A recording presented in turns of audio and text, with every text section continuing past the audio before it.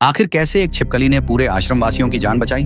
दरअसल एक समय की बात है, एक शिष्य महादेव को जल अर्पण करने के लिए जल लाया था।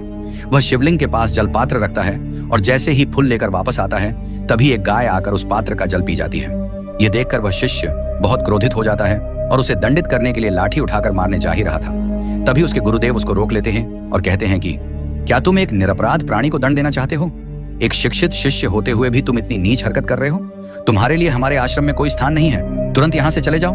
अपमानित होकर वह शिष्य प्रतिशोध की भावना से भर जाता है। एक दिन वह यज्ञ में अर्पण करने के लिए खीर के पात्र में चुपके से एक मृत सर्प डाल देता है।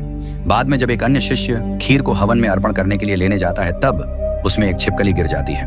यह देखकर वह शिष्य गुरुदेव से कहता है कि खीर में छिपकली गिर गई है, इसलिए गुरुदेव वह खीर को फेंक देने को कहते हैं। जैसे ही वह खीर को फेंकता है, उसमें से मृत सर्प निकल आता है। अब वह शिष्य दौड़कर गुरुदेव को सारी सच्चाई बता देता है कि खीर में से मरा हुआ सर्प निकला था। गुरुदेव तब अपने तपोबल से ध्यान लगाकर पूरी घटना का पता लगा लेते हैं और उस उद्दंडित शिष्य को श्राप दे देते हैं।